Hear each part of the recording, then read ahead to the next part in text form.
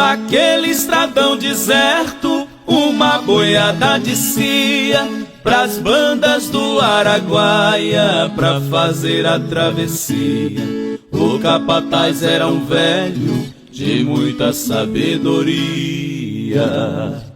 As ordens eram severas e a pionada obedecia.